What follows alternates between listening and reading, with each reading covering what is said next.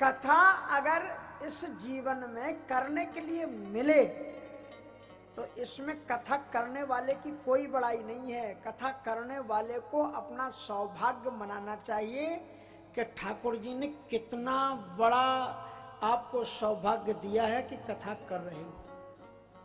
श्री सुदामा दास जी महाराज के वचन हैं कि देखो तुम यहाँ पर रहते थे सुदामा कुटी में, आज राम कथा भागवत कथा कर रहे हो। ठाकुर जी की इससे बड़ी कृपा और क्या हो सकती है कि आपको राम कथा और भागवत कथा दोनों का भाजन बना दिया, और क्या बड़ी कृपा होगी।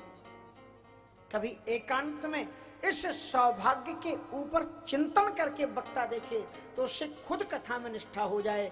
कभी कभी वक्ता की खुद कथा में निष्ठा नहीं होती है, तब फिर वो दूसरों को निष्ठा पैदा नहीं करा पाता है। कथा को जब संचालन करने का माध्यम बना लिया जाता है, कथा को जब अर्थोपार्जन का माध्यम बना लिया जाता है, तो कथा फिर अर्थोपार्जन ही कराती है, फिर भक्ति उसको नहीं देती। इसलिए श्रीमद् भागवत में रामचरितमानस के प्रारंभ में एक बड़ा सुंदर प्रकरण है कि भगवान शिव ने कथा एक ऋषि को सुनाई। होता क्या है, गंगोत्री के लिए हमें जाना पड़ता है। आप ये बताओ कि घड़ा समुद्र के पास जाता है कि समुद्र घड़े के पास आता है? क्या होता है, समुद्र घड़े के पास जाएगा कि घड़ा समुद्र के पास आएगा? आप कहेंगे कि महाराज घड़े को ही लेकर के जाना पड़ेगा, घड़ा समुद्र के पास जाएगा। लेकिन राम कथा में बिल्कुल विपरीत हुआ। रामचरितमानस में समुद्र घड़े के पास में है। भगवान शिव क्या है? चरित सिंधु गिरिजा रमन। भगवान शंकर जी रामचरित्र के समुद्र हैं, अद्भुत। और वो कहां गए? एक बारे त्रेतायुगी मान, ताजुग माई, शंभु गए कुंभ ऋषि पान, शंभु गए कुंभ ऋषि पाई। एक बारे त्रेतायुग माही, एक बारे त्रेतायुग माई, शंभु गए कुंभ ऋषि पान, शंभु गए कुंभ ऋषि पाई। भगवान शिव अगस्त ऋषि के पास मिले। अगस्त जी क्या है? कुंभज। कुंभ मानी घड़ा, घड़े से जो पैदा हुए। और चरित सिंधु गिरिजा रमन मेहमान, ऐसे जो भगवान रामचरित के समुद्र हैं वो उनके पास मिले। महर्षि अगस्त जी ने पाद प्रक्षालन किया और कहा कि महाराज आप कथा सुनाओ, क्योंकि राम कथा तो आपसे ही, राम कथा हो या भागवत कथा हो, दोनों के ही परमाचार्य भगवान शिव हैं। भगवान शिव ने ही भगवती पार्वती जी को राम कथा सुनाई है और भगवान शिव ने ही भगवती पार्वती जी को भागवत कथा सुनाई है। तो उन्होंने कहा कि महाराज आप कथा सुनाओ। और आशुतोष औढ़रदानी बाबा विश्वनाथ जी आंखों में आंसू भर करके बोले, कहा कि इस समय मैं राम के वियोग में दुखी हूं, और जो दुखी होता है वो कथा नहीं कर पाता है। इसलिए हम आपसे कथा सुनाने नहीं, आपसे कथा सुनने आए। सती जी भी वहीं पर थी। राम कथा मुनिवर जी बखानी, सुनी महेश परम सुखी मान। महाराज अगस्त जी ने कथा सुनी, लेकिन पार्वती जी ने, सती जी ने ध्यान से कथा को नहीं सुना। परिणाम ये हुआ कि एक को कथा का फल मिल गया और एक को कथा का फल नहीं मिला। एक को राम का दर्शन हो गया और एक राम का दर्शन करने के बाद में भी संदेहात्मा विनश्यति की स्थिति में पहुंच गई। भगवान शिव ने उन्हें समझाने की चेष्टा की लेकिन नहीं मानी और वे भगवान राम की परीक्षा लेने के लिए चले गए। तो भगवान राम ने ये बताया कि जिस परमात्मा के संदर्भ में ये कहा जाता है कि वो एक राम दशरथ का बेटा, एक राम घर घर में लेटा, एक राम ने जगत पसारा, एक राम दुनिया से नारा, वो कोई अलग अलग नहीं है, वो चारों एक ही है। सती जी नहीं मानी। परीक्षा लेने के लिए जब जाने लगी तो भगवान शिव ने कहा कि जो तुम्हारे मन अति संदेह हो तो किन जाय परीक्षा ले। सती जी जब परीक्षा लेने के लिए गई तो भगवान श्री राम जी ने दूर से ही प्रणाम किया। जोरी पाणी प्रभु की ने प्रणाम, जोरी पाणी प्रभु की ने प्रणाम, पिता समेत लीने नाम, पिता समेत लीने निज नाम।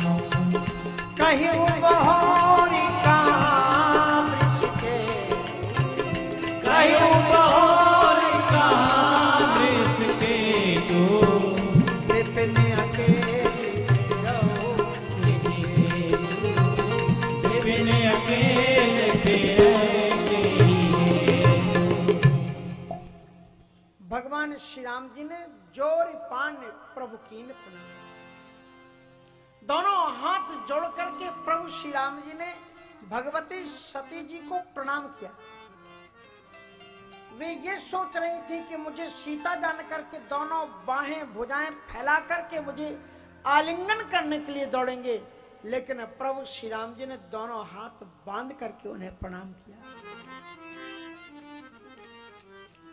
इससे वे जान गए कि सचमुच में ये भगवान है और ये मुझे जान गए हैं कि मैं कौन हूं। यदि मैंने भगवान शिव का कहा माना होता, जो नहीं माने बड़ों की सीख, तो उठे कटोरा मांगे भीख।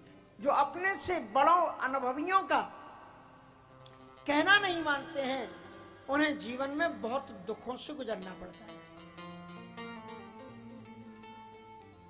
एक बारात कहीं जा रही थी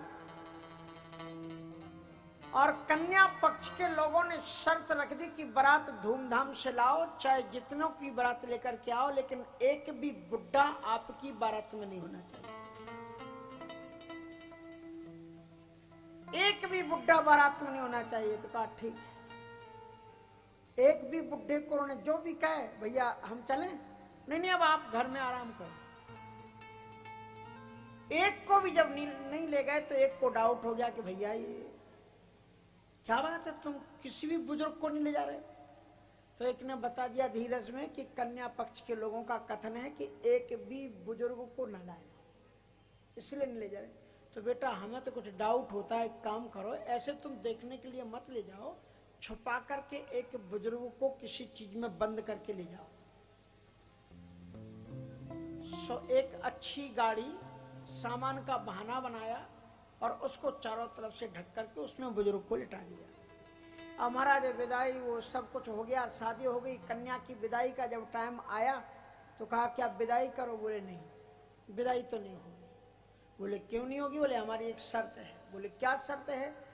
कहा कि पहले आप ये हमारे पास से जो नदी जा रही है, तवा हो या नर्मदा जो भी हो, बोले पहले इसमें तुम इसे दूध से भरा दो।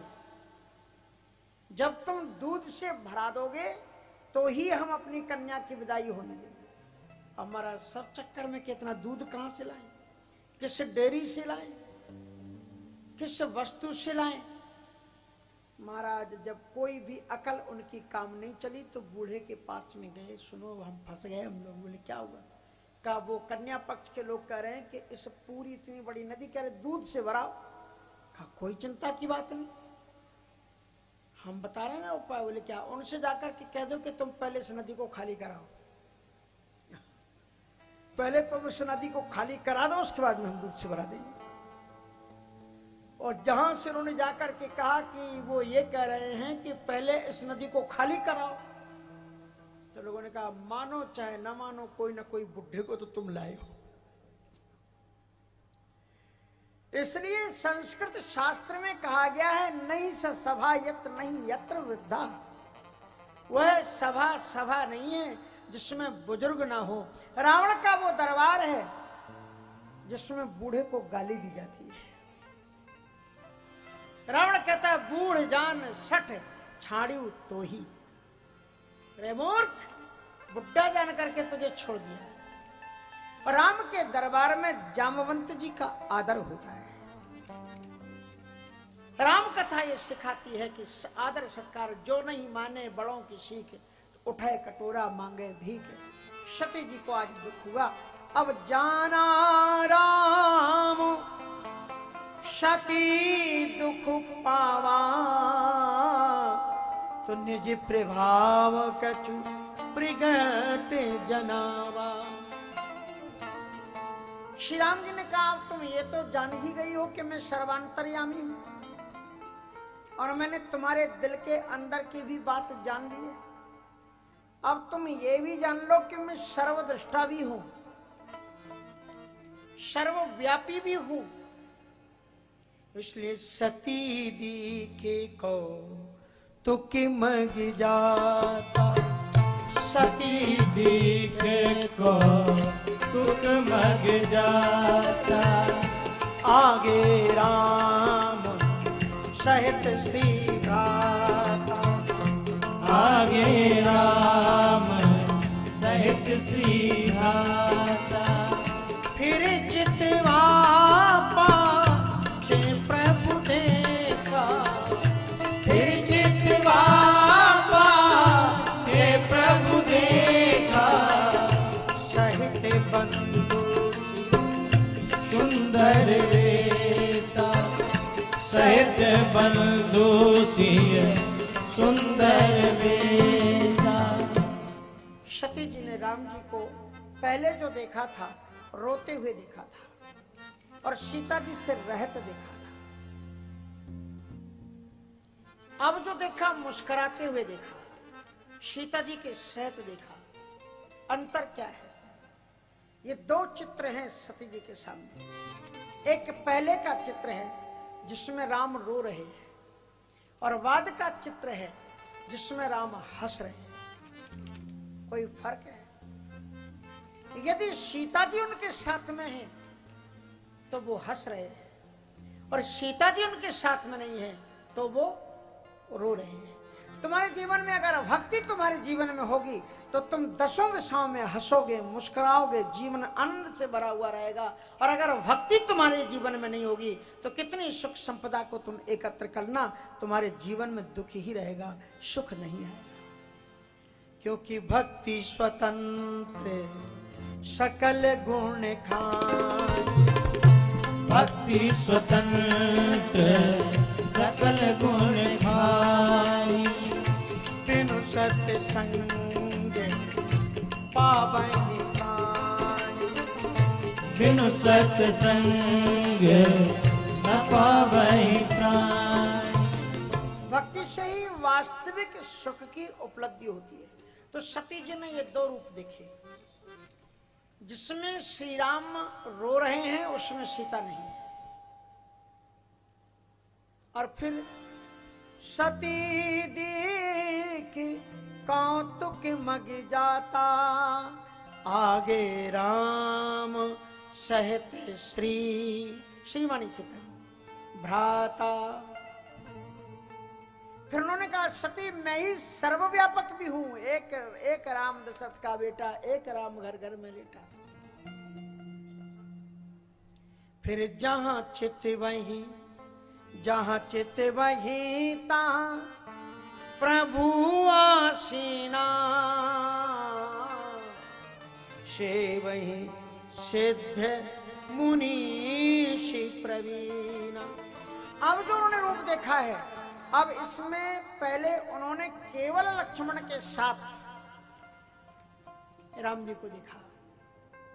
मानी ज्ञान और वैराग्य दो हैं एक साथ, ज्ञान और वैराग्य।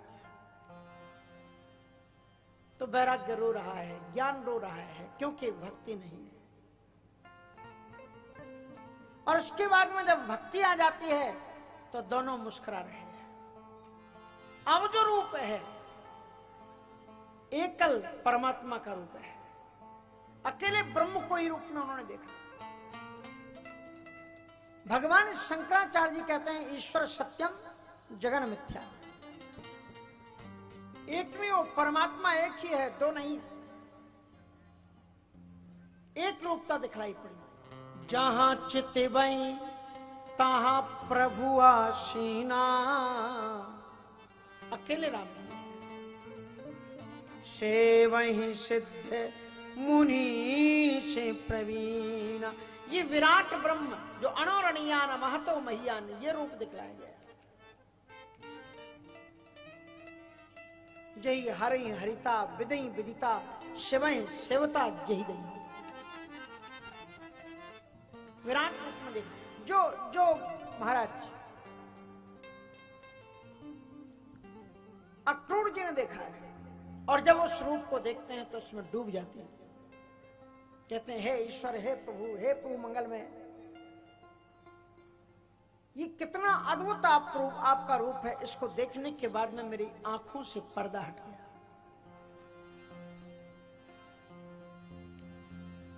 किस देवता ने मंगलमय कृपा की। सदगुरु जब मंगलमय कृपा करता है तो आंखों से पर्दा हट जाता है।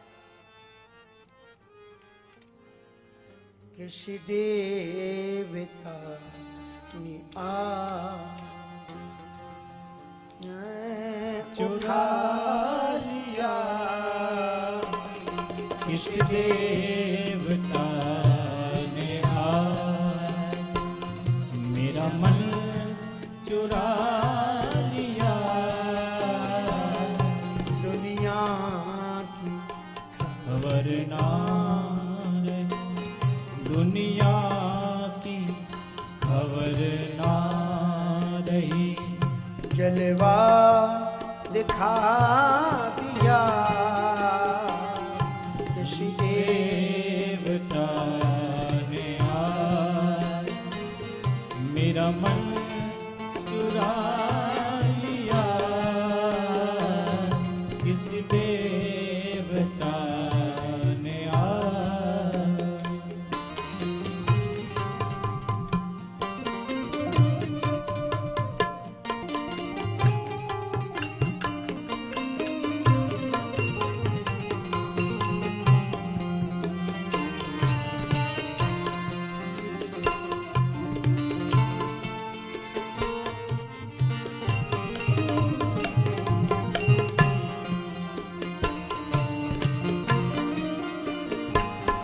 रहता तपा में सदा, लेकिन छिपा हुआ।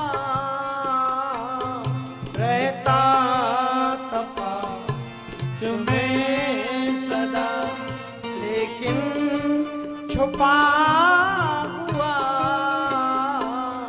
रहता तुम्हें सदा, लेकिन छुपा हुआ। करके दया पर्दा उठा दिया। करके दया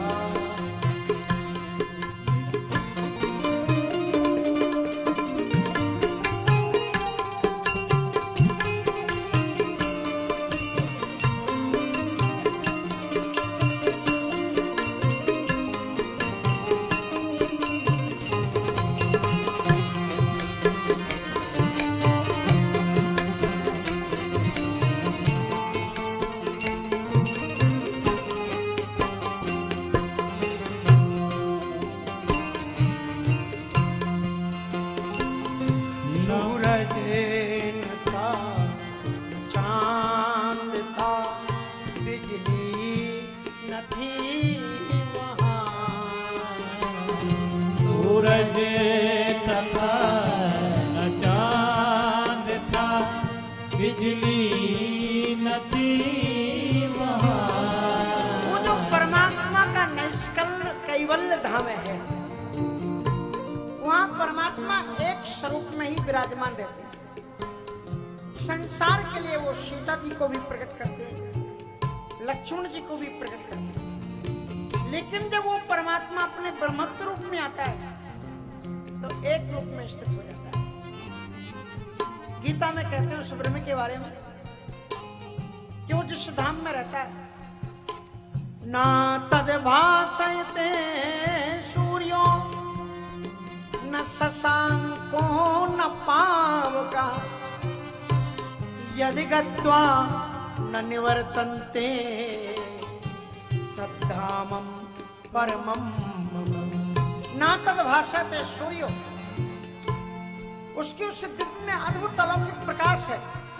सूर्य का उद्भास नहीं, चंद्रमा की किरणें नहीं है, वहां अग्नि नहीं जलती, फिर भी अद्भुत प्रकाश। सूरज न था, चांद था, बिजली न थी वहाँ। सूरज न था न चांद था, बिजली न थी वहाँ। बिल्कुल अजब सा जलवा दिखा दिया, वो अजब शाम थी, जलवा दिखा दिया। जिस देवता ने कमल चुरा लिया, किसी देवता ने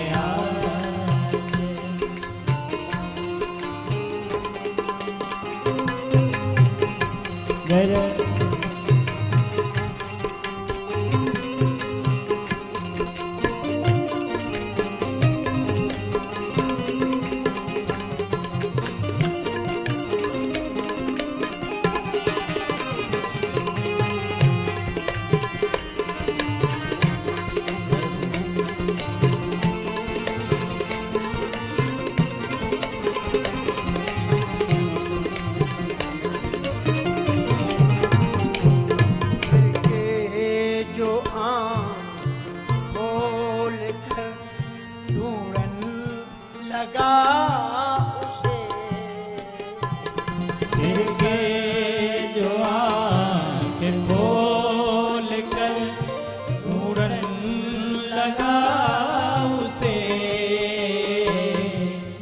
परमात्मा को पाने के लिए जितने जितने ज्ञान के चक्षु खोलोगे उतने तुम और भुलाते हुए चले जाओगे।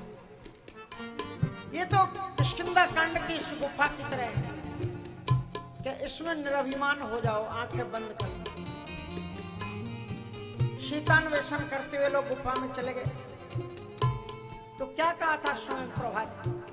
का जितना जितना तुम इससे बाहर निकलने की कोशिश करोगे ना उतनी और अंदर घुसते चले जाओगे, क्योंकि छूटना अधिक अधिक अरुझाई।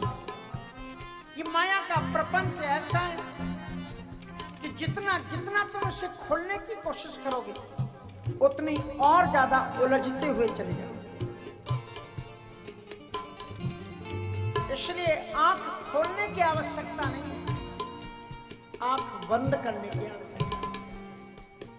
लक्ष्मण जी ने परशुराम जी से ये कहा था कि आप आंख खोल करके देख रहे हो इसलिए नहीं पहचान पा रहे, मूंद होने अपने नेत्रों को मूंद लो तो फिर न कोई दिखाई पड़ेगा, न ये राजे दिखलाई पड़ेंगे, न ये धनुष दिखलाई पड़ेगा, फिर ये विराट ब्रह्म ही तुम्हारे हृदय में झलकेगा, क्योंकि इसके अलावा नान्या पंथा विद्यते अयन आय, इस परमात्मा के अतिरिक्त कोई नहीं है। मूंदा हो नहीं। जो जो मैंने देखने की कोशिश की फिर के जो आँख खोल कर ढूंढने लगा मुझे, फिर के जो आँख खोल कर ढूंढने लगा उसे, गायब था नजर से, गायब जब था नजर से सोई, मेरे पास पा लिया, गायब था नजर से कोई, मेरे पास पा लिया, किस देवता ने आज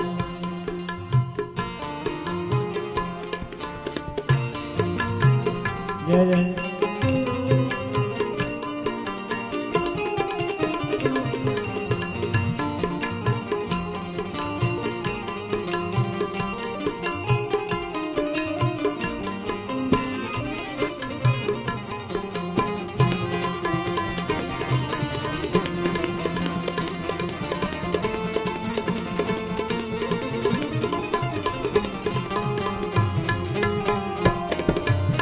सभी ने नेत्र बंद किए, नयन मूंदी बैठी मगमान, नयन बूंद बैठी मगमाई, तो अजब दृश्य था, अजब नजारा था।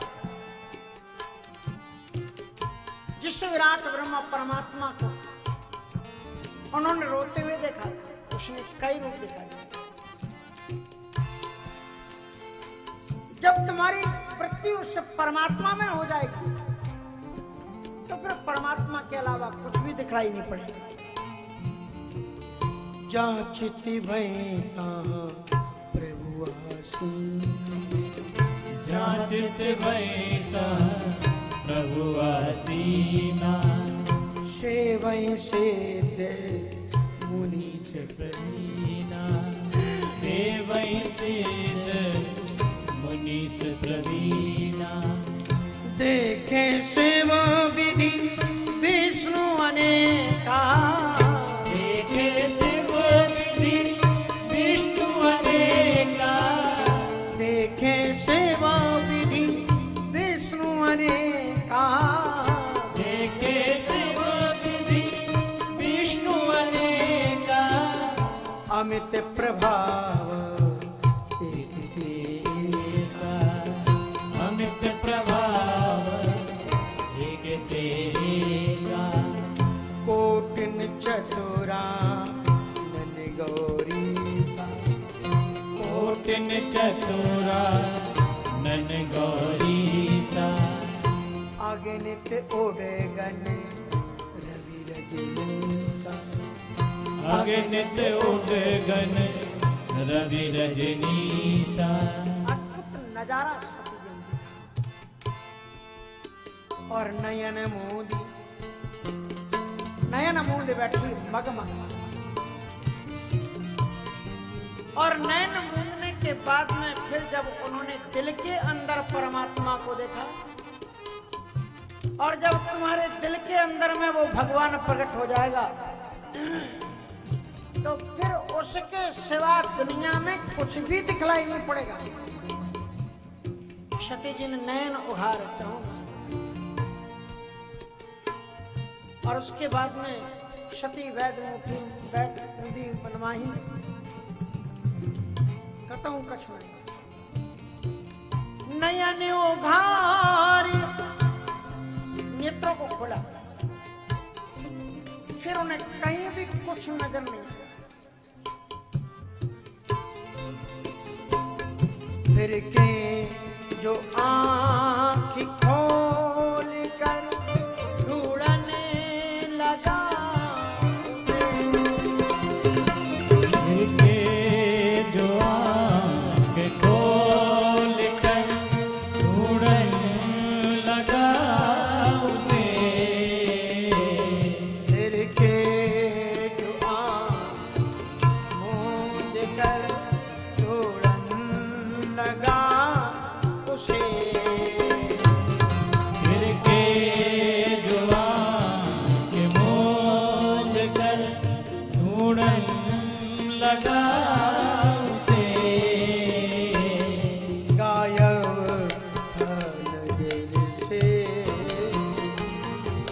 गायब था नजर से सोई, पास पालिया गायब था नजर से सोई, ये पास पालिया। किसी देवता मेरा मन चुरा लिया, किसी देवता के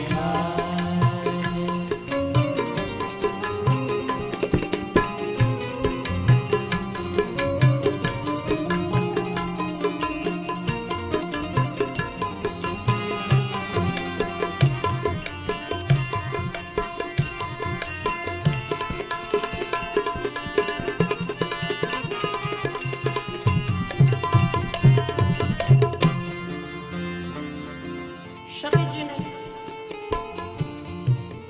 आंख खोल करके फिर जो पास में देखा, कहीं वो नजर नहीं आया, और फिर देखा कि वो सबसे ज्यादा करीब है। तुम जिससे दूर मान बैठे हो, सबसे ज्यादा सन्निकट तुम्हारे यदि कोई है तो वो परमात्मा है और कोई नहीं। क्योंकि तुम्हारे मित्र, तुम्हारे बच्चे, तुम्हारे परिवार के लोग जितने भी हैं, वो कुछ ना कुछ तुमसे दूरी के साथ में। सबसे ज्यादा निकट तुम्हारे कौन है? वो परमात्मा है, क्योंकि वो दूर नहीं है। नानक साहब जी ने लिखा कि तू उसे बार तलाश रहा है, तेरा साईं तुझ में और तू खोजे जगमाए। तेरा जो साईं है, तेरा जो प्रियतम है, वो तेरे दिल के अंदर में बैठा हुआ है और तुझे दुनिया में तलाश है। और जिस दिन तुम्हें उस परम व्यापक, सर्वत्र व्यापक परमात्मा का ज्ञान हो जाएगा, फिर विनम्रता की स्थिति आ जाएगी, फिर विनम्रता का भाव आ जाएगा। करके कसूर आप मेरे जन्म जन्म के, करके कसूर माफ मेरे जन्म जन्म के, करके कसूर जन्म जन्म के, करके कसूर माफ मेरे जन्म जन्म के, आनंद अपने चरण ब्रह्मानंद अपने चरण में मुझको लगा लिया।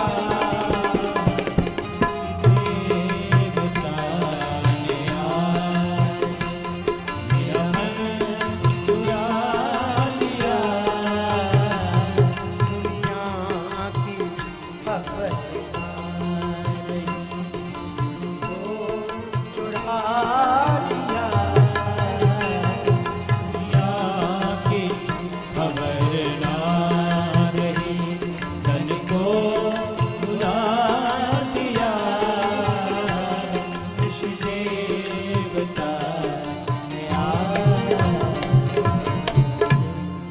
दुनिया की भटकन तुम्हारे जीवन में तभी तक है जब तक आपने अंतर मन में छुपे हुए उस परमात्मा की दिव्य झलक देखी नहीं है। सती जी को राम जी ने अपने 4 रूप दिखाए, एक रोता हुआ दिखाया, और एक श्री सहित हंसते हुए दिखाया, और ये बताया कि अपने महापुरुषों का अपमान मत करो। अगर अभी बात आपको कोई समझ में ना आए तो ऐसा सोच लो कि अभी मैं नहीं समझ पा रहा हूं, आगे ये बात समझ में आ जाएगी, ये सही बोल रहे हैं। सती जी को ये तो लगा कि शंकर जी भी सर्वज्ञ हैं, सो सर्वज्ञ जान सब कोई, और इतना जानने के बावजूद भी परीक्षा लेने के लिए चलेगी। शंकर जगत वंद जगदीशा सुर नर मुनि सब नावत सीसा। उन्होंने बताया ना कि कोई सीता ईता जी का हरण नहीं हुआ है। सोई राम व्यापक ब्रह्म, ये व्यापक ब्रह्म है। रमन्ते योगनांतो सत्यानंद चिदात्मनि, ये वो ब्रह्म है। व्रहन धातु से ब्रह्म शब्द की निष्पत्ति होती है। व्रंग जो सर्वत्र व्याप्त है, ये वो ब्रह्म है। और ऐसा जो परमात्मा है जो कण कण में रमणा है, ये सोई राम व्यापक ब्रह्म भुवन निकाय निज माया घनी अवतरिउ अपने भगत हित। ये हम लोग भी धरती में पैदा होते हैं, परमात्मा भी धरती पर जन्म लेता है, लेकिन हमारे धरती पर आने में और परमात्मा के धरती पर आने में फर्क होता है। क्या फर्क होता है? अगर लौकिक उदाहरण दें तो कभी आप देखना, जेल में जब कैदी ले जाए जाते हैं, जब जेल की तरफ ले जाए जाते हैं, तो वो अपना मुख छुपाते हुए देख जाते हैं कि कोई देख ना ले कि मैं जेल में जा रहा हूं। लेकिन उसी जेल में जब जेलर जाता है, क्या शान के साथ में अपनी गाड़ी से उतरता है, क्या है टोप लगा करके फिर जाता है। जा तो वो भी रहे, संसार एक जेल है। यहां हमें अपने कर्मों का फल भोगने के लिए हम धरती में आए। शास्त्र ये कहते हैं कि मनुष्य के अलावा जितनी भी योनियां इस धरती में हैं, वो सारी की सारी योनियां भोग योनियां हैं। मनुष्य योनि ही केवल कर्म योनि है।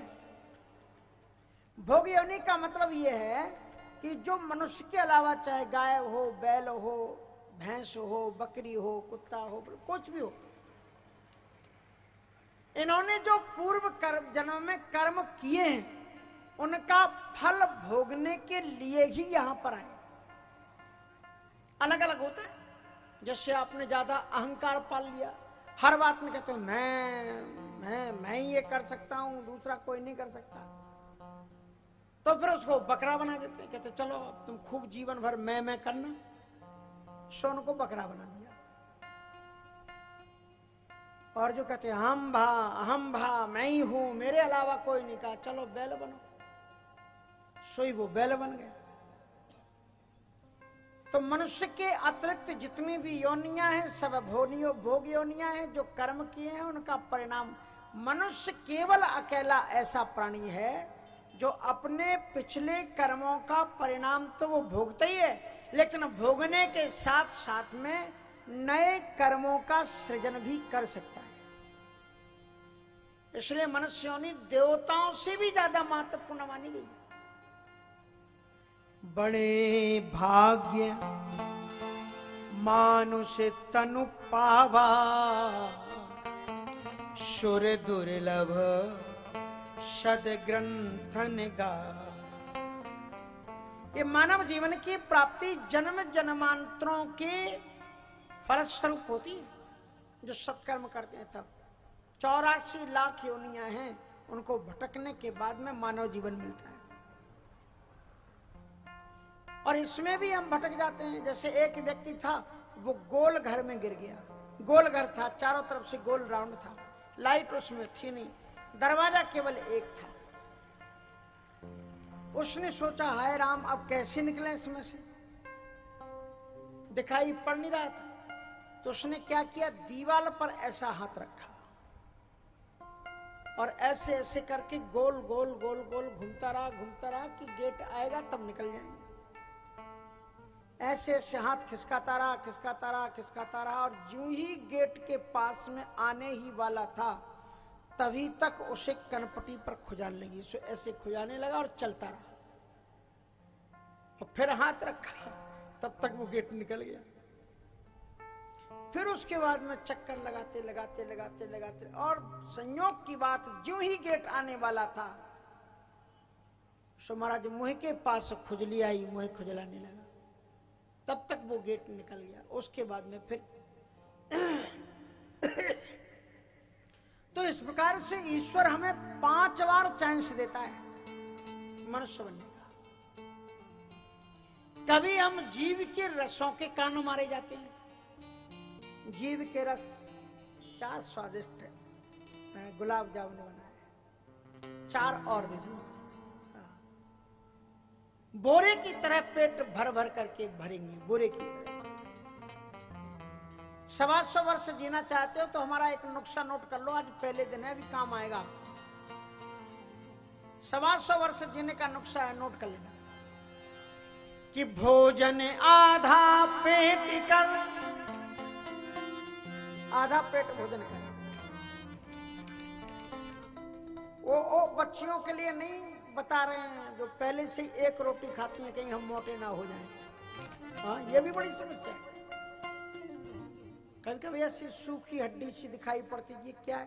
बोले महाराज इसको लाख समझाते हैं, रोटी ही नहीं खाती, एक रोटी खाती, बताओ क्या होगा? वो जो भरते हैं उनकी बात बता रहे हैं।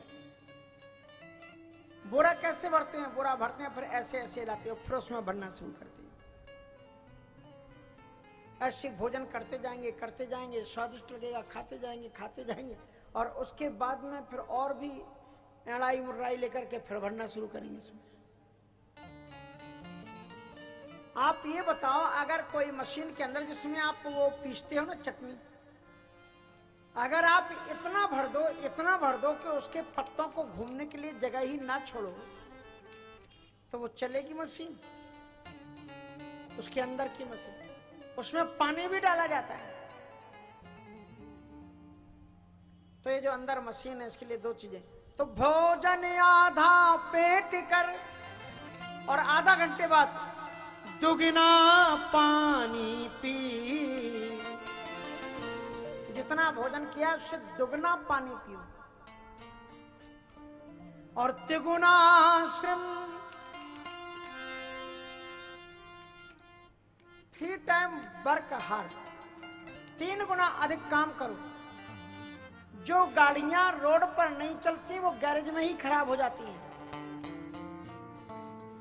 इसलिए कुछ माताएं सोचती बहू आ गई, अब हमको क्या करने की जरूरत है, शुद्धम से बैठ जाती, भले ही 40-45 वर्ष की हो, बहू है वो सब देख लेगी। अरे बहू को बहू ही मत मानो, दशरथ जी की भी चौपाई सुन लो, बधू लड़कनी परघर आई, राख्यो नयन पुत्र की नाई। तब वो बहू भी तुम्हारा ध्यान रखेगी। माता कहती महाराज जी एक कृपा करो, हमने कहा बोलो माता जी क्या कृपा करें? ऐसी कृपा करो, बच्चे की शादी होने वाली है, सीता जैसी बहू आ जाए। तो हम कहते हैं माता जी सीता जैसी बहू तो आ जाएगी, पहले आप कौशल्या जैसी सास तो बन जाओ। जो ही आप कौशल्या जैसी सास बनोगी, त्यों ही आपको सीता जैसी बहू आ जाएगी, और आप तो बनो ताड़का, और फिर कहो सीता जैसी हो 7 जन्म तक नहीं आने वाली, नोट करके रख लेना। इसलिए काम करते रहो, काम करते रहो। भोजन आधा पेट कर, दुगना पानी पियो, तिगुना श्रम, और चौगुना क्या? चौगुना हंसी, चौगुना हंसो। और वो भारतीय पद्धति से, भारतीय पद्धति और अमेरिकन पद्धति में हंसने में क्या फर्क है? हमारे साथ आए हैं अमेरिका के भैया, हाँ वो बैठे हुए, 3 कंट्री के हैं ये, क्योंकि 200 वर्ष पहले इनके पूर्वजों का यहीं पर जन्म था। उसके बाद वो इंग्लैंड के लोग इनको ले गए थे, अंग्रेज लोग, इनके पूर्वजों को 200 वर्ष पहले। ये लोग गिरमिटिया कहते हैं, लेकिन मैंने वहां का इतिहास लिखा, मैंने बताया गिरमिटिया शब्द नहीं, एग्रीमेंट के साथ ले गए थे वो। और जाते समय इनके पूर्वज केवल एक रामायण का गुटका और एक हनुमान चालीसा ले गए थे। इसी के बल पर आज तक फिजी देश में हिंदुओं ने अपनी हिंदी भाषा को बराबर अक्षुण्ण बना करके रखा हुआ है। और राम और कृष्ण के इतने मंदिर हैं उनके यहाँ पर, जगह जगह पर इतनी पूजा होती है कि अद्भुत पूजा है।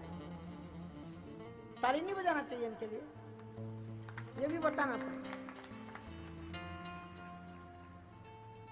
तो इस प्रकार से इतनी श्रद्धा निष्ठा, और इनको देखो ये तो बाबा जी बन गए। ऐसी कथा सुनी, ऐसा रंग चढ़ा, ये सब अमेरिका छोड़ छाड़ करके बोले महाराज जी हम तो आप ही के साथ चलते हैं। भक्ति रंग में रंग है। He can talk properly English. If you have time, you can find a time and you can talk with him. He knows properly English, and I will ask and I will say, this is my request. And one day, not today. If you want, you can give today also. So whenever you would like good, so that day you have to give talk a little, only for 5 minutes in English, and then you have to translate yourself in Hindi also. Okay, today or tomorrow? Tomorrow. Okay. तो इस प्रकार से राम कथा ऐसी हमने कही कि पता नहीं कितने बैरागी हो गए उसमें। ये देखो हमारे साथ में खुद ही बैठे हुए राम कथा ये करती है। तो मैं आपको ये बता रहा था, अमेरिकन हंसी नहीं, इंडियन हंसी। इंडियन हंसी भी बड़े मजे की है। एक बार मैं शिकागो गया, एक सज्जन मुझे घुमाने के लिए ले गए, सुबह सैर कराने के लिए। वो इंदौर के हैं, रमेश चौधरी जी, यूनिवर्सिटी के प्रोफेसर थे। वो मुझे घुमाने ले गए। थोड़ी देर के लिए वो जरा रेस्ट रूम चले गए और मैं चलता रहा। जो मिले वही मुस्कुराए। तो जब वो लौट करके आए तो हमने कहा यहाँ तो लगता कुछ लोग परिचित हैं हमारे। बोले कैसे आपको पता लगा? बोले अभी 2 लोग निकल गए, वो मुस्कुरा रहे थे, हमको देख करके हंस रहे थे। अरे बोले स्वामी जी, अमेरिका का कल्चर है। ये बात अच्छी, बहुत अच्छी, सीखना चाहिए कुछ। अमेरिका में ये शिष्टाचार है कि किसी कोई अगर तुमको देख ले या तुम उसको देख लो तो मुस्कुराओ, चेहरा बिगाड़ो मत, क्योंकि चेहरे के अच्छे भाव दिखाओ, स्माइल। भगवान राम में और कृष्ण में सबसे बड़ी विशेषता ये थी कि विषम से विषम परिस्थिति में he was happy. They never cried, कभी नहीं रोए। विषम से विषम परिस्थितियों में वो मुस्कुराते रहे। इसलिए जीवन में मुस्कुराओ। तो महाराज वो जब देखते हैं एक दूसरे को, अगर सुबह मिल जाओ आप पार्क में भी, तो वो गुड नहीं कह पाते। क्यों कहते? क्या कहते हैं? मॉर्निंग।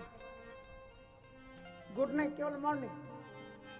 इसका मतलब हुआ गुड मॉर्निंग, और थोड़ा सा हंस देंगे कंप्यूटर की तरह। हाँ, थोड़ा सा मुंह खोला और बंद कर लिया। और अपने इंडिया में कैसे हंसते हैं? ठहाका मार करके, क्योंकि laughing is also good exercise for your good body. ठहाके मार करके हंसना भी योगा है, क्योंकि ये जो अनंत कोट नसनाड़ियां हमारे शरीर के अंदर में हैं, अनंत कोट मन न जाने कितनी नाड़ियां हैं। और जो अपन तेल घी खाते हैं ना, वो उनकी परतों पर चिपक जाता है। ज्यादा तेल घी नहीं खाना चाहिए। परतों पर चिपकता जाता है, चिपकता जाता है, चिपकता जाता है। फिर एक दिन ऐसी स्थितियां, छोटी सी धारा रक्त के लिए रह जाती है, और उसमें भी कोई बड़ा कण अटक गया तो हो गया हार्ट अटैक। सियावर रामचंद्र जी की जय। इसलिए प्रतिदिन सुबह सुबह कम से कम 2 गिलास कुनकुना पानी पीना चाहिए। 2 गिलास कुनकुना पानी, यानी ना ज्यादा गर्म ना ज्यादा ठंडा। वो उसको समाप्त करता है। तो उससे क्या होता है? ठहाका मारने से क्या होता है? नस नाड़ियों के अंदर में जो कण अटक गए हैं, जिससे हवा के लिए या रक्त के लिए जो प्रवाह की जगह बंद हो गई है, वो खुल जाती है और शरीर स्वस्थ रहता है। तो ठहाका मार करके चौगुना हंसी, चौगुना हंसो। लेकिन किसी किसी को भगवान ने ऐसी सूरत दी है कि उनके चेहरे पर 12 घंटे 24 घंटे 12 बजे रहते हैं। जब भी देखो तभी ऐसे चेहरा करके लटका करके बैठे रहेंगे।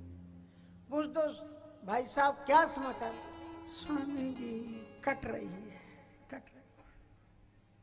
भगवान कहते देखो इस मूर्ख को कितना दिया, और फिर भी कैसी रोनी सूरत लेकर के बैठा है। इसलिए भगवान के सामने रोनी सूरत लेकर के मत बैठो।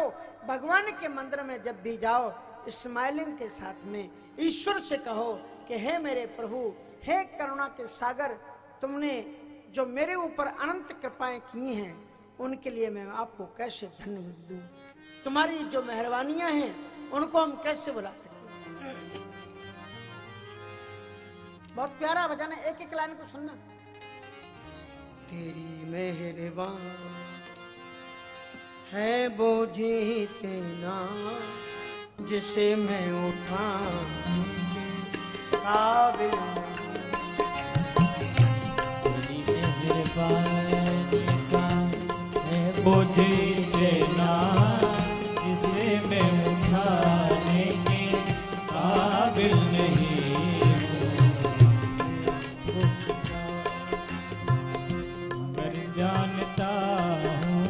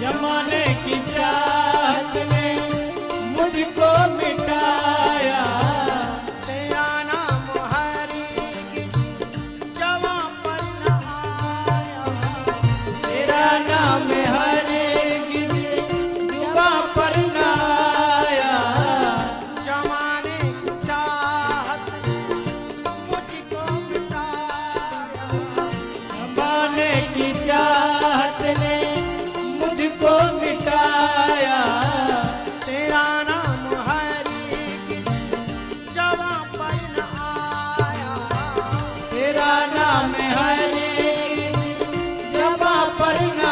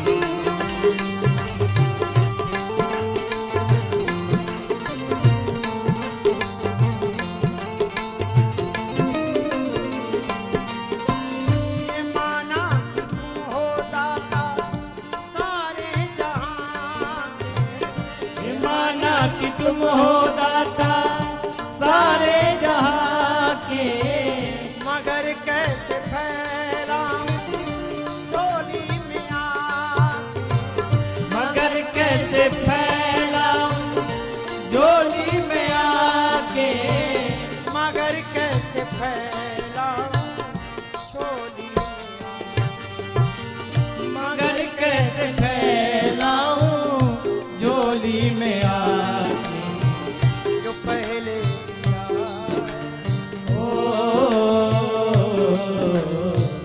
जो पहले दिया है वही कम नहीं है उसी को निभाने के काबिल नहीं हूँ जो पहले दिया है वही कम नहीं है उसी को निभाने की काबिल नहीं हूँ तेरी मेहरबानी का है बोझ इतना जिसे मैं उठाने के काबिल नहीं हूँ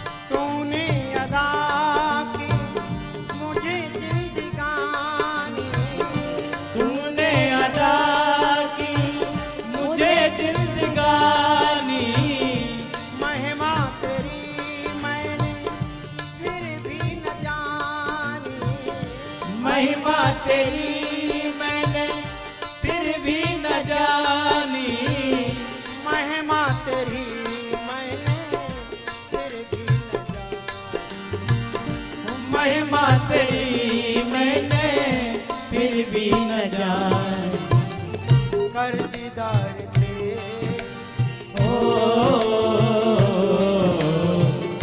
कर दीदार तेरे कामे तेरा जिसे मैं चुका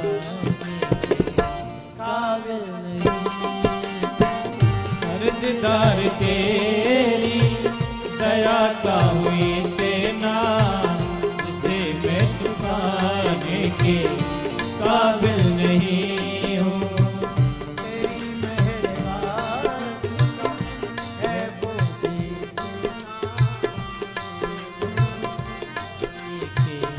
काबिल नहीं हूँ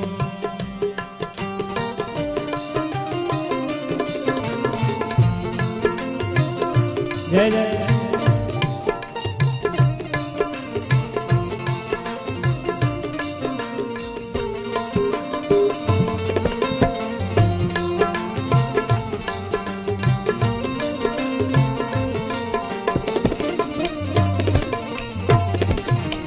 चाहता है दर पर सर को झुका लूं जी चाहता है दर पर सर को झुका लूं तेरा दर्श एक बार जी भर के पार तेरा दर्श के बाद जी भर के पालूं तेरा दर्श एक बार जी भर के पार तेरा दर्श के बाद जी भर के पालूं शिवा दिल को केले के ओ शिवा दिल के को केले ओ मेरे दाता भी चढ़ाने के काबिल नहीं हूँ बादल के टुकड़े के ओ मेरे दाता मैं कुछ भी चढ़ाने के काबिल नहीं हूँ तेरी मेहरबानी का है बोझ इतना जिसे मैं उठाने के काबिल नहीं हूँ जिसे मैं उठाने के काबिल नहीं हूँ तो महाराज जीवन में ये चार चीजें स्वस्थ रहने के अच्छे तरीके हैं। भोजन आधा पेट कर, दुगना पानी पीऊ, तिगुना श्रम, चौगुन हंसी, तो वर्ष 125 जीव। तो मैं आपको ये बता रहा था कि भगवती सती जी ने रामचरितमानस में बड़े स्पष्ट शब्दों से कहा गया कि सती जी ने कोई भी गलती नहीं की थी। बिन अग तजीव सती असी नारी। सती जी तो इतनी महान थी कि उन्हें राम जी ने जितने रूपों में दर्शन कराया है,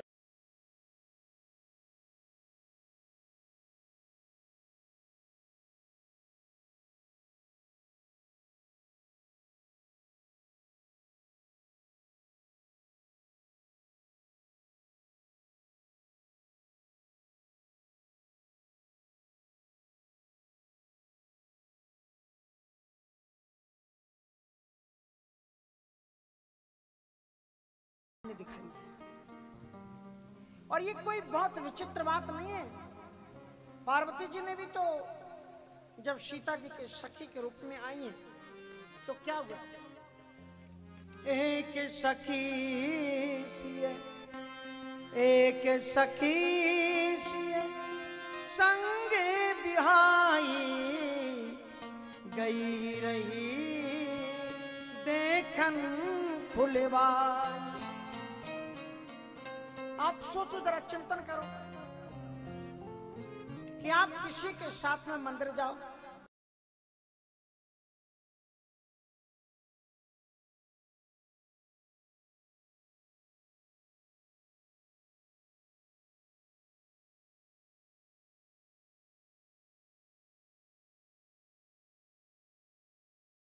में आई और जब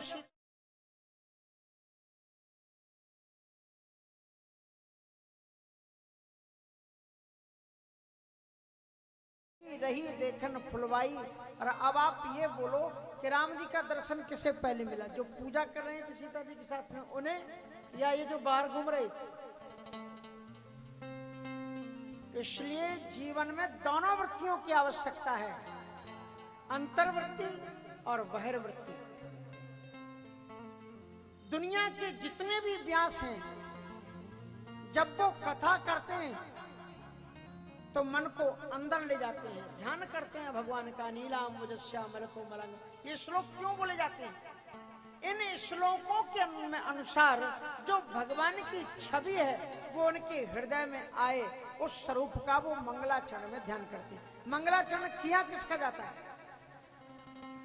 मंगलाचरण उन्हीं महापुरुषों का किया जाता है जिसका आचरण मंगलमय हो, और जिसका आचरण मंगलकारी ना हो ऐसे महापुरुषों का मंगलाचरण नहीं किया। ऐसा मंगलाचरण, तो मंगलाचरण में व्यास अपने ठाकुर जी को याद करता है, नीलांबुजस्यामल कोमलांगम, या जो भी गंगा तरंग रमणीय जटाकलापम। तो जो भी रूप धरते हैं अपने अनुसार सिद्ध, उनको दिल में बैठाते हैं।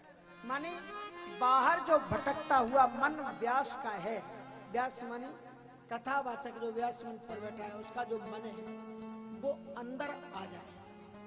बाहर भटके हुए मन को अंदर करते हैं। लेकिन शंकर जी जब कथा करते हैं तो अद्भुत बात है कि पुनिमन बाहिर की, वो निरंतर अंदर रहते हैं, उन्हें मन बाहर लाना पड़ता है।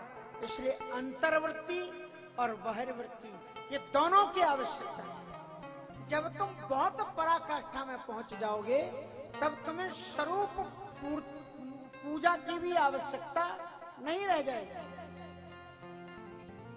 मैं स्वरूप पूजा का विरोध नहीं कर रहा हूं, ध्यान रखिएगा। आप बच्चे को देखते हो ना जब पढ़ता है, आपने भी पढ़ा होगा, जब आपने पहली बार गिनती सीखी होगी 1 2 3 4 10 तक सिखाई जाती है। कैसे सिखाते हैं? हमारी जो पाठशाला में पुस्तक चलती थी उसमें चिड़ियां बनी हुई होती थी। ऊपर में 1 चिड़ी, नीचे में 2 3 5 और 10 तक। 1 चिड़ी, 2 चिड़ी, 3 चिड़ी। चिड़ी को जानते थे तो उसको देख करके 1 2 3 4 याद कर लीजिए। लेकिन जब हमारा ज्ञान आगे बढ़ गया तो फिर केवल अंक रहते थे, 1 2 3 4। और उसमें भी जब तुम तो देखते थे, जब आप 8वीं में, 5वीं में, 4थी 5वीं में पहुंचोगे तो हर एक पन्ने में 1 1 फोटो रहेगा। पहले में पूरे फोटो ही रहते हैं पहली क्लास में फोटो के अलावा कुछ होता नहीं। बाद में आधे पन्ने में फोटो, आधे पन्ने में कुछ लिखा हुआ।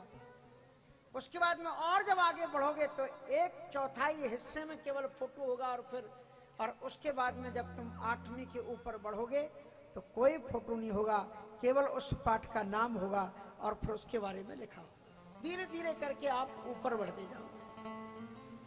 ऐसे ही स्वरूप पूजा की तब तक आवश्यकता है जब तक वो तुम्हारे दिल में नहीं उतर जाता, और जब वो सगुण रूप में तुम्हारे दिल में उतर जाता है तो फिर स्वरूप पूजा की भी आवश्यकता नहीं है। साधक नाम जपई, थोड़ा भैया माइक ठीक करना, साधक नाम जपई लय लाए और होए सिद्ध अनुमादिक पाए। थोड़ी सी इसकी गमक कम करो थोड़ा।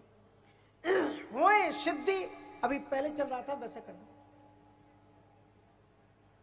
पहले जैसे चल रहा था। तो होए सिद्धि अनुमादिक पाए, तो इसलिए सती जी के ऊपर भगवान की अहेतु की अनुकंपा है। दुनिया में जितनी पूजा पार्वती जी की नहीं होती, उससे ज्यादा पूजा सती की होती है। कैसे मालूम है आपको? यही सती जी को भगवान शंकर जी जब वो शरीर का त्याग कर देती हैं तो इतने दुखी होते हैं कि उनके शरीर को अपने कंधे पर रख करके और फिर तीर्थ यात्रा करते हैं। नारद जी के कहने से भगवान नारायण का सुदर्शन चक्र, वो सोचते हैं कि शंकर जी रोते रहेंगे, रुद्राक्ष की उत्पत्ति होती रहेगी, और अगर भगवान शिव ज्यादा रोए तो विश्व प्रलय हो जाएगा, कोई भी प्राणी बचेगा नहीं। इसलिए सती जी को शरीर को काट दिया जाए, और भगवान नारायण जिस जिस तीर्थ यात्रा में जाते हैं वहां एक एक शरीर को गिराते हैं, गल करके गिरता है, और वहीं पर शक्ति पीठें स्थापित होती चली जाती है। 52 शक्ति पीठों के रूप में भगवती सती जी की पूजा होती है। इसलिए भगवान शंकर जी अद्वितीय भक्त हैं। बिन अग तजी सती अश नारी, सती जी पूर्णतया निष्पाप थी। सती जी का जो रूप है उनका जिज्ञासा का रूप है, और पार्वती जी का जो रूप है वो श्रद्धा का रूप है। पहले आपके जीवन में जिज्ञासा जागनी ही चाहिए कि हम किसका पूजन करें, क्यों पूजन करें, क्या फल होता है। श्रीमद् भागवत में नंद बाबा इंद्र के पूजन के लिए बहुत विशाल यज्ञ की तैयारी कर रहे थे। भगवान कृष्ण ने उनसे प्रश्न पूछा, कथ्यताम में पिता कोयम संभ्रमो व उपागतः किम फलम कस्य चोद्देशः केन वह साध्यते मखा। पूज्य पिताश्री आप ये क्या कर रहे हैं? किम फलम, ये यज्ञ के करने से आप किसकी पूजा करते हैं? कथ्यताम में पिता कोयम, ये कौन है जिसकी आप पूजा कर रहे हैं? तो आप भी जिसकी पूजा करने जा रहे हो, जिसको इष्ट देवता बना रहे हो, निसंकोच भाव से आप गुरु जी से पूछ लो कि आपने जिनका ये मंत्र दिया है ये कौन है। बिना जाने पूजा मत करो, इसलिए जान लो। और जिसकी आप शरणागति लेते हो उसकी 2 चीजें जाननी चाहिए। क्या क्या? एक स्वभाव और एक प्रभाव। रामचरितमानस में राम जी के स्वभाव और प्रभाव को जानना हो तो जयंत का चरित्र पढ़ो। जयंत के चरित्र में राम जी का स्वभाव और प्रभाव दोनों चीजें झलक करके बाहर आती है। और श्रीमद् भागवत में शुकाचार्य जी महाराज कहते हैं कि परीक्षित तुम परम सौभाग्यशाली हो, क्योंकि तुम्हारे पूर्वज इतने सौभाग्यशाली थे कि जो निर्गुण निराकार अव्यक्त अगोचर परमात्मा था वो धरती पर अवतरित हुआ, और तुम्हारे पूर्वजों को उसका अतिशय सन्निकटता प्राप्त हुई। अतिशय सन्निकटता। कैसी सन्निकटता? कहा कभी वो पांडवों के दूत बने, कभी पांडवों के सारथी बने, कदम कदम पर उन्होंने उनके साथ में सेवक भी वो उनके बने। कितना तुम्हारा सौभाग्य। परीक्षित जी से सुखदेव जी कहते हैं कि मैं तो निर्गुण निराकार परब्रह्म परमात्मा में ही मग्न था, लेकिन मेरे पूज्य पिता श्री व्यास जी ने अपने शिष्यों के द्वारा श्रीमद् भागवत का एक श्लोक यहां सुनाया, जहां मैं अदृश्य हो गया था। बर्हा पीडम नटवर वपुः कर्णिकारं बिभ्रद्वासः कनककपिशं वैजयन्तीं चमालां रन्ध्रान् वेणोरदरसुधया पूरयन् गोपवृन्दैः वृन्दारण्यं स्वपदगमनं प्राविशद गीत कीर्ति। इस श्लोक में गोविंद का प्रभाव बताया गया कि नंदनंदन भगवान श्याम सुंदर जब बनाटवी में जंगल में बांसुरी बजाते हैं, बरहा पीड़म, उन्होंने मोर के पंख को आपिट के रूप में सजाया हुआ है। नटवर वपु नटेशु बरह इति नटवरा, नटवर रूप है। जब बांसुरी बजाते हैं तो जड़ चेतन हो जाता है और चेतन जड़ हो जाता है। जो जमुना की धारा चैतन्य है, जो प्रवाहित होती है, जब इनकी बांसुरी को सुनती है तो वो पत्थर की तरह जम जाता है जमुना का जल और जड़ हो जाता है। और ये जो गिरिराज जी हैं ये जड़ हैं, पत्थर हैं, लेकिन जब गोविंद की बांसुरी बजती है तो उसको आवाज को सुनकर के पत्थरों में भी झरने फूट पड़ते हैं और ये गिरिराज जी पिघल करके झरना के रूप में प्रवाहित होते हैं। ये इनका प्रभाव है। जो चेतन को जड़ करे जड़े करे चैतन्य, अस समर्थ रघुनाय कहीं भजें जीव ते धन्य। तो मैंने सोचा जिसका प्रभाव बहुत होता है ना, कभी कभी उन लोगों का स्वभाव बहुत खराब होता है। इसलिए प्रभाव अगर अच्छा हो तो स्वभाव भी अच्छा होना चाहिए। सोचा जिसकी बांसुरी बजाने की कला से जमुना जी का जल रुक जाता है, पत्थर भी, वो उसको अभिमान कितना होगा। वो तो संतों को मिलता ही नहीं होगा, स्वभाव में अभिमान होगा।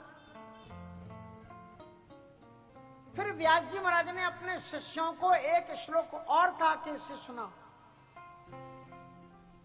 उसमें मेरे गोविंद के स्वभाव को गाया गया। क्या श्लोक गाया?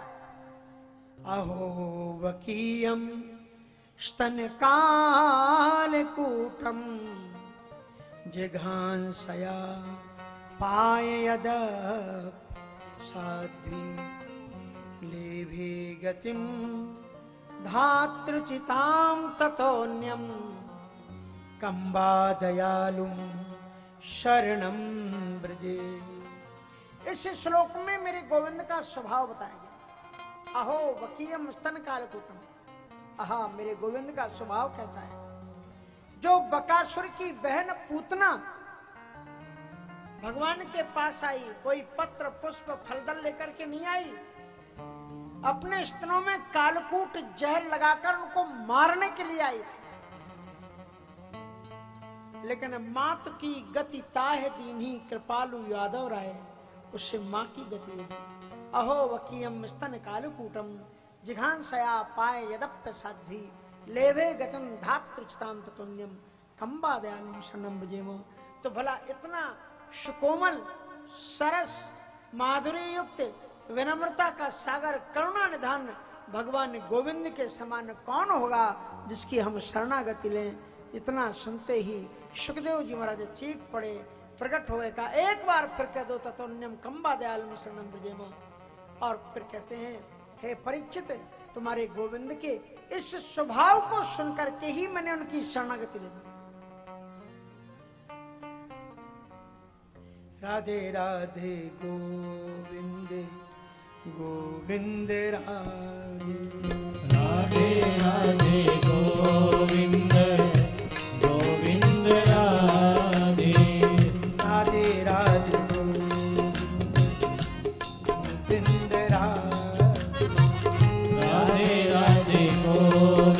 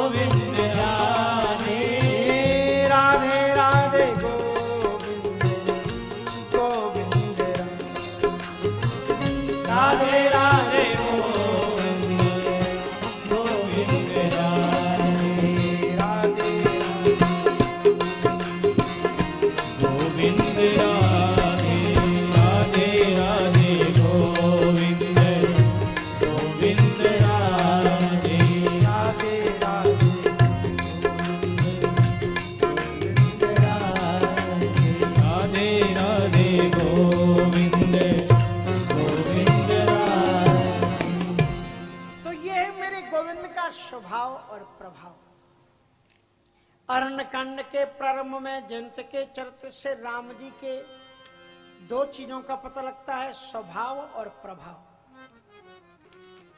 राम जी का प्रभाव कैसा है?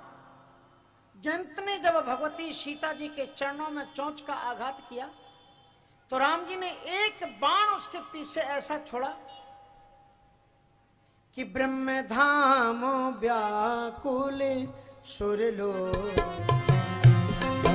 धाम व्याकुल सुरलो, चारों तरफ भटकता हुआ प्राप्त। काहू बैठन कहा न हो, काहू बैठन कहा न हो, राखी को सके राम कर दो, राखी को सके राम कर सोई। ब्रह्म धाम व्याकुल सुरलोका, फिरा संगत व्याकुल भय शोका, लेकिन काहू बैठन कहा न ओही। राम का विरोध करने के बाद जब उसके पीछे बाण लगा तो ब्रह्मा विधाता शिव सबके पास में गया, पर राम विरोधी को कोई शरणागति नहीं दे सकता, इसलिए भागा वहां।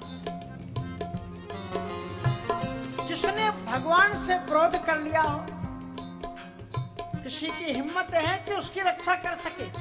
है? बोलो। अगर किसी ने भगवान से विरोध किया, भगवान के विरोधी को कोई रख सकता है?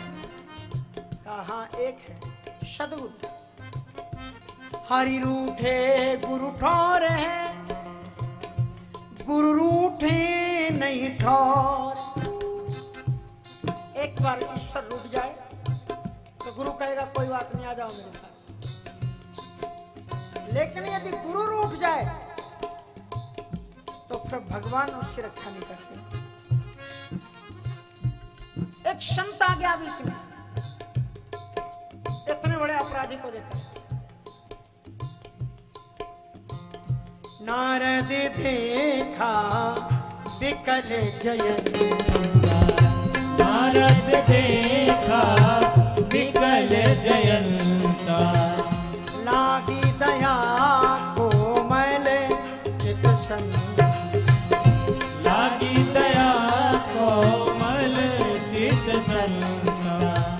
नारद देखा विकल जयंता, नारद देखा विकल जयंता, लागी दया कोमल चित संता, लागी दया कोमल चित संता।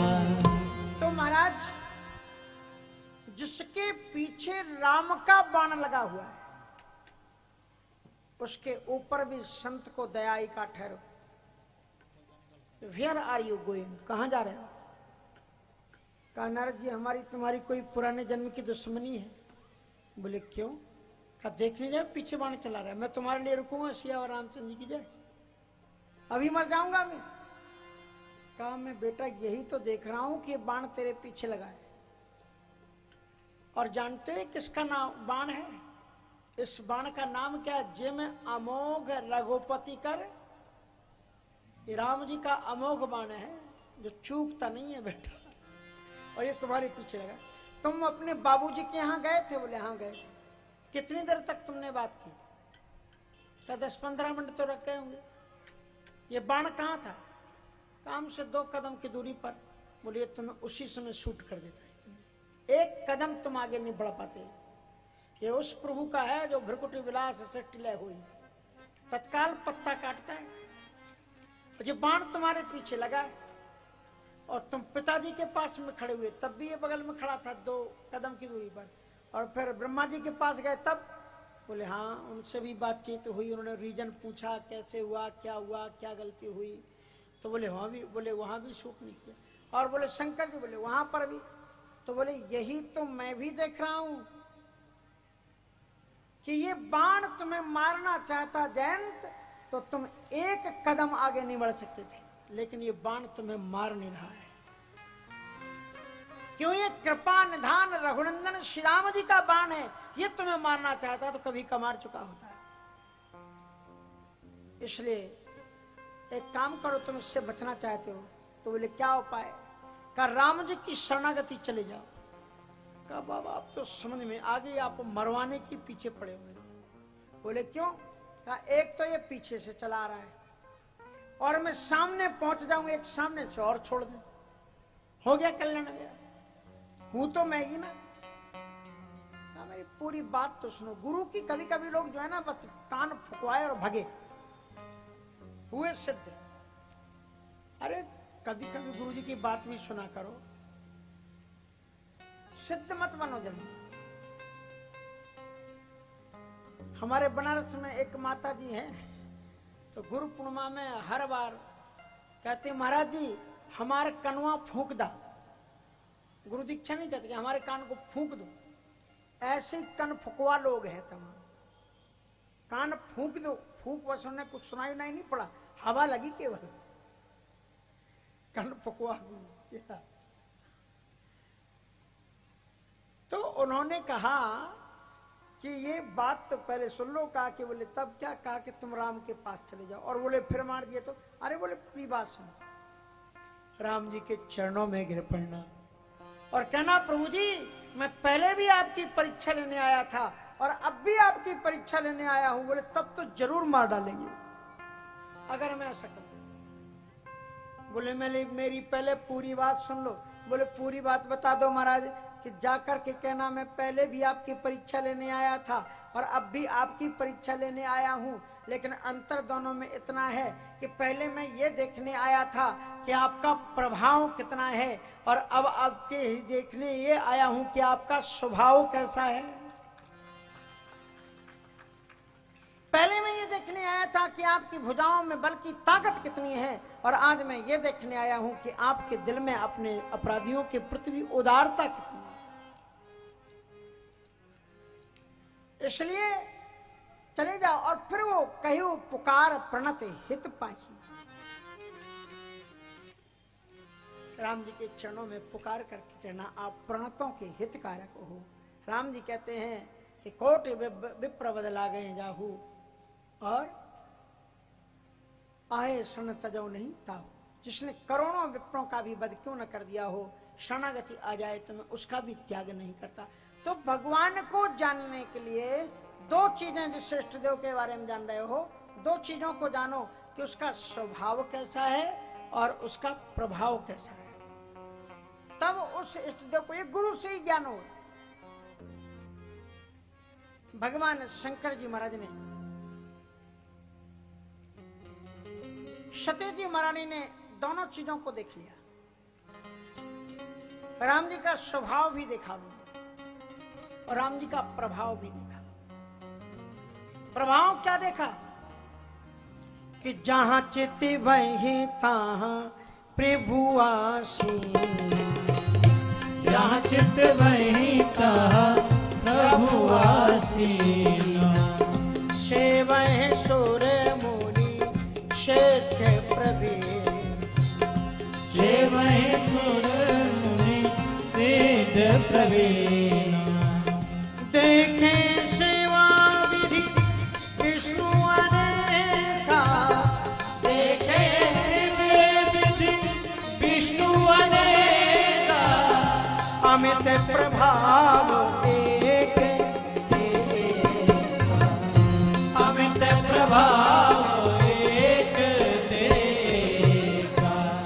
कोटिन चतुरा नन गौरी सा। कोटिन चतुरा नन गौरी सा। अगणित उड़ गए रवि रजनी। अगणित उड़ गए रवि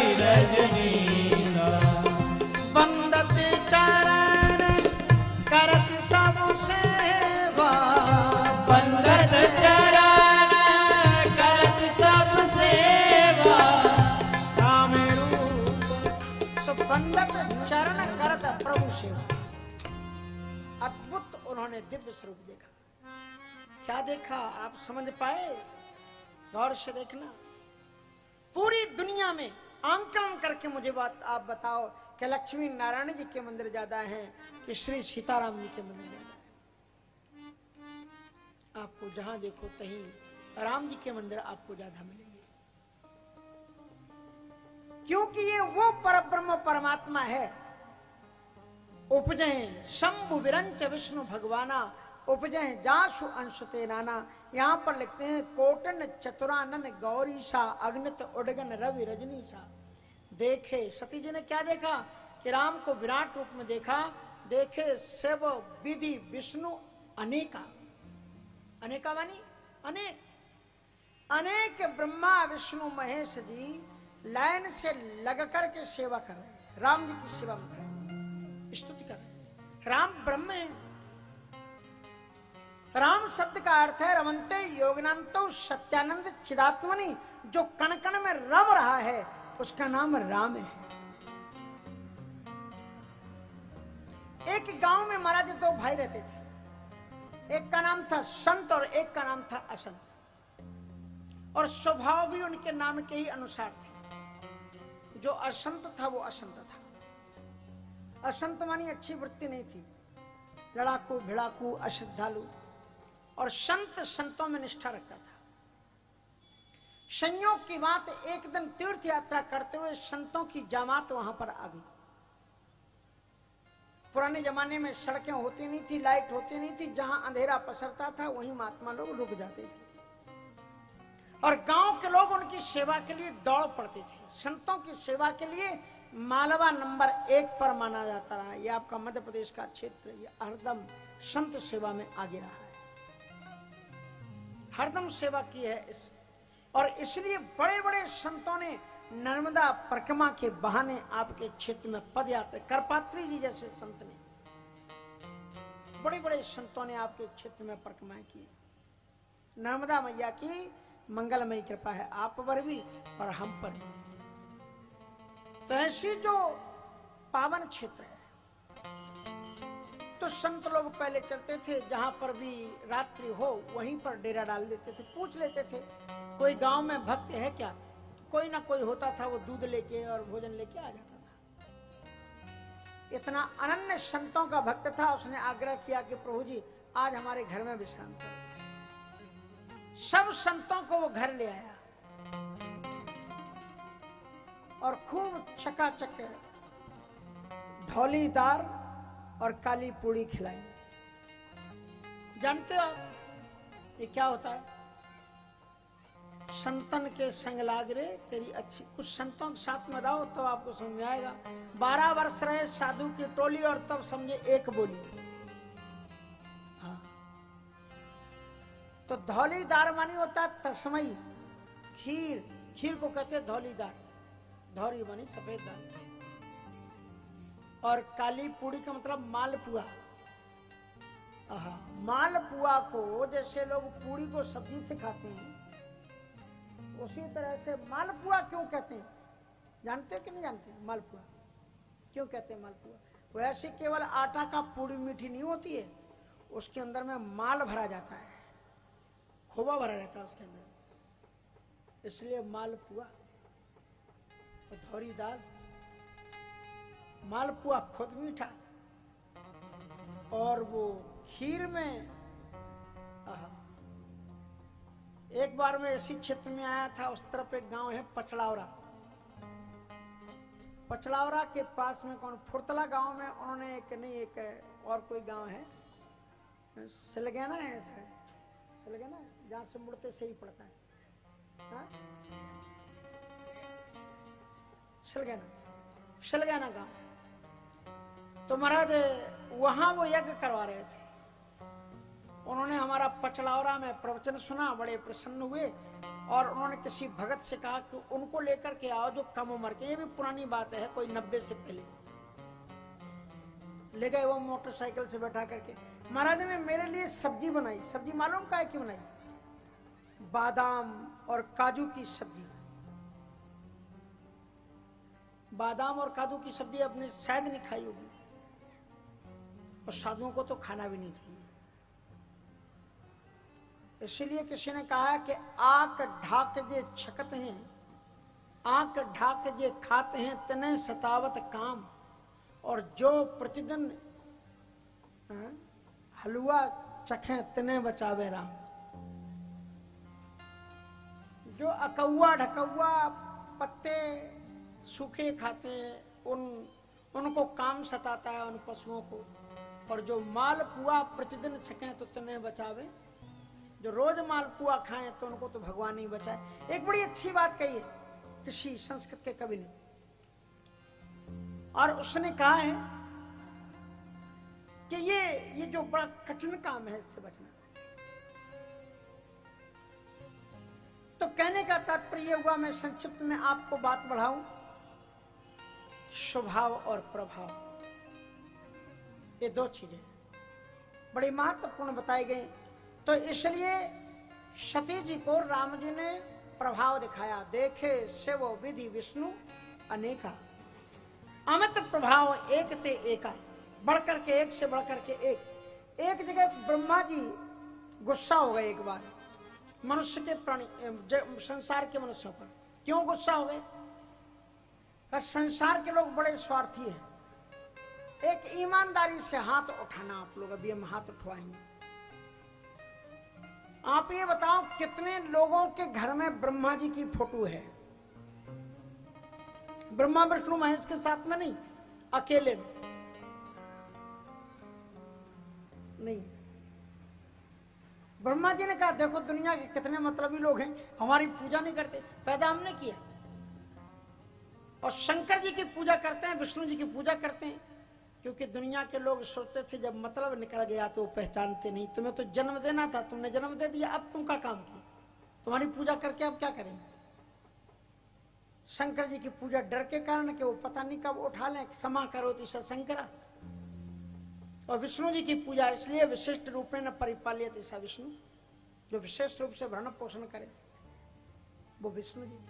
ब्रह्मा जी की पूजा, ब्रह्मा जी की पूजा बंद हो गई। ब्रह्मा जी ने कहा कि अच्छा हम बताते हैं विष्णु जी को और शंकर जी को, हम अगर सृष्टि ही नहीं करेंगे तो मनुष्य ही धरती पर नहीं होंगे, और जब मनुष्य ही धरती पर नहीं होंगे तो ब्रह्मा और शंकर जी और विष्णु जी की पूजा कौन करेगा?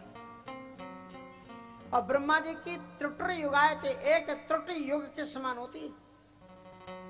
सो ब्रह्मा जी महाराज एक गुफा में जाके छुप के बैठ गए, गुफा में छुप करके बैठ गए। और उसके बाद में क्या हुआ महाराज? छुप करके जब गुफा में बैठ गए तो जो ही छुप करके बैठे तो उन्होंने देखा एक बूढ़ी कुम्हारिन, बूढ़ी कोई बुढ़िया थी कुम्हार, और वो ऊंटों को लेकर के चली जाती। ऊंट पर ऊंट, लाइन लगी ऊंटों की, हजारों ऊंट निकले, और हर एक ऊंट के ऊपर बड़े बड़े बक्से रखे हुए थे। सुबह से लेकर सांझ होने को आ गई, 4 बज गए, लेकिन ऊंट चलते जा रहे। ब्रह्मा जी सोचने लगे ये कौन है, इतना धनाट, इतने ऊंटों का मालिक। पीछे देखा एक बूढ़ी कुम्हारिन उनको हाँकती हुई चली जा रही थी। ब्रह्मा जी महाराज से रहा नहीं गया, वो लौट करके आ गया और उससे पूछा कि ये सब ऊंट तुम्हारे हैं? बोले हाँ सब मेरे ऊंट हैं। क्या करती हो? कहा मैं परमात्मा की कुम्हार हूं। करती क्या हो? कहा मैं ब्रह्मा बनाती हूं और उनकी सप्लाई करती हूं। बोले ये ऊंटों के ऊपर क्या रखा था? बोले सब बेटा इसमें ब्रह्मा बंद है। कैसे? बोले कोई 4 मुक्का, कोई 8 मुक्का, कोई 16 का, कोई 32 का, कोई 64 का, इस प्रकार से अलग अलग जैसे जहां ऐसे ब्रह्मा। क्योंकि बेटा ब्रह्मांड बहुत है ना, हर एक ब्रह्मांड में एक ब्रह्मा चाहिए, हर एक ब्रह्मांड में एक विष्णु, और हर एक ब्रह्मांड में कोटि। और कितने ब्रह्मांड है? बोले रोम रोम में प्रति लागे, कोटि कोटि ब्रह्मांड। परमात्मा की एक एक रोम में करोड़ों करोड़ों ब्रह्मांड, और इतने करोड़ों ब्रह्मांडों के लिए एक एक ब्रह्मा चाहिए। तो जो जैसा ब्रह्मांड है उसके अनुरूप ब्रह्मा बनाया जाता है। तो ये ब्रह्मा बोले कहाँ गए हैं? बोले हमें तो पता नहीं, भगवान का आर्डर आया था कि नई खेप भेजो, सो हम ये ब्रह्मा सप्लाई हो रहे हैं। ब्रह्मा जी ने कहा कि कहां तक गए अभी? कहा बेटा ये जहां तक भी गए हो वो बात अलग है, अगर तुम भी ब्रह्मा हो तो अभी जल्दी से खिसक लो, पहुंच जाओ, नहीं तो तुम्हारी कुर्सी गई। इसलिए गुमान गोपाले भावत नहीं, मेरे गोविंद को सब कुछ अच्छा, गुमान अच्छा नहीं लगता। सती जी को पहले भगवान ने प्रभाव बताया कि राम कौन है। कहते देखे शिव विधि विष्णु अनेका, अमित प्रभाव एक ते एका, बंदत चरण करत प्रभु सेवा, और विविध वेश देखे सब देवा। सारे देवताओं को सती जी ने देखा। अब सती जी घबराई, क्योंकि भगवान शंकर जी ने, राम जी ने एक वाणी और बोली थी, हाथ जोड़ के प्रणाम तो किया ही, साथ में ये भी कहा, कहियो बहोर कहां वृष केतु। मुस्कुरा करके राम जी ने सती जी से पूछा, वृषकेतु कहां है? वृषकेतु किसका नाम है? शंकर जी का। क्यों वृषकेतु कहते हैं? क्योंकि सभी देवताओं की अलग अलग झंडा है, हर एक झंडे में एक चिन्ह रहता है। तो शंकर जी का जो झंडा है उस झंडे में बैल का चिन्ह है, और सनातन संस्कृति में, वैदिक संस्कृति में बैल धर्म का प्रतीक है। श्रीमद् भागवत में भी आप देख लेना, प्रथम स्कंद में बैल के ही रूप में धर्म को बताया गया, उसके 3 पांव टूट गए हैं। और ये जो गाय है पृथ्वी गाय के रूप में, धन रूप धर हृदय विचारी। पुराना जब जमाना था ना हमारे यहाँ का, पुराने जमाने में अपने यहाँ के नोटों में, मोहरों में जो चिन्ह होते थे ना, राम दरबार छपते थे, बैल का चिन्ह होता था। वो मोहन जोदड़ों की जो खुदाई हुई थी उसमें तमाम सिक्के मिले थे, जिन सिक्कों पर धर्म के प्रतीक बैल का चिन्ह था, और स्लोगन था उसमें लिखा हुआ कि धर्मो रक्षति रक्षता, कि जो धर्म की रक्षा करता है धर्म उसकी रक्षा करता है। तुम अगर धर्म के रास्ते पर चलोगे तो धर्म विषम परिस्थितियों में तुम्हें बचा लेगा। जो तुम पाठ करते हो, पूजा करते हो, कथा सुनते हो, उपवास करते हो, ये कभी भी व्यर्थ नहीं जाते। ये एक ना एक दिन जब तुम्हारी मुसीबत आती है तो आपके सामने आ जाते हैं।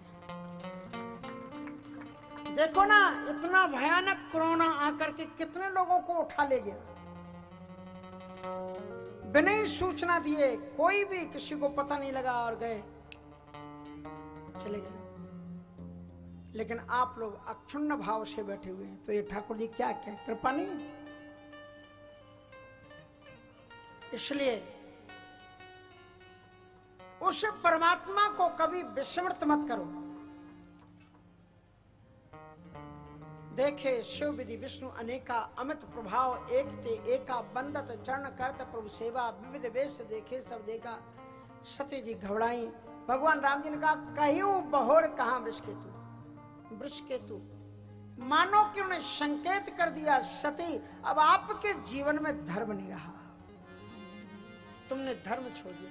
क्योंकि शंकर जी को छोड़ दिया माने जो वृषभ की केतु की जो ध्वजा है उसको तुम छोड़ आए हो। और आगे कह दिया विपिन अकेली, अब इस जंगल में तुम अकेली हो। राम जी ने कहा इस जंगल में जो भी स्त्री अपने पति पर अविश्वास करती है वो पति से बिछुड़ जाती है और फिर दोबारा मिलती नहीं है। इसी अरण्य में 2 घटनाएं हुई और एक घटना घटी सीता जी का रावण के द्वारा हरण,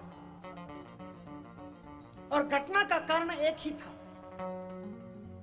यदि लक्ष्मण जी का कहा हुआ सीता जी ने मान लिया होता, उन्होंने कहा था कि भ्रकुटी विलास सृष्टि लय होई, सपन्यु संकट परय की सोई। जिसकी भ्रकुटी को टेढ़ा कर देने में प्रलय मच जाती हो, क्या उसे भी कोई स्वप्न में भी संकट में डाल सकता है? लेकिन पति के ऐश्वर्य पर विश्वास नहीं किया सीता जी ने। परिणाम यह हो गया कि हरण हो गया। राम जी कहते हैं मैं रोता फिर रहा हूं, उनको खोज रहा हूं, नहीं मिल रहे। और तुमने भांति अनेक शंभु समझावा, भावी बसना हृदय कछुआवा। तुमको शंकर जी ने कितने बार समझाया कि कि सोई राम व्यापक ब्रह्म भुवन निकाय पति माया घनी। ये ब्रह्म है, ये भगवान है। तुम्हारे मन में एक विचार आया भी कि शंकर जगत बंधु जगदीशा, सुंदर मुनि सब नावत शीशा, तन्नब सुतः कीन प्रणामा, कह सच्चिदानंद प्रधामा।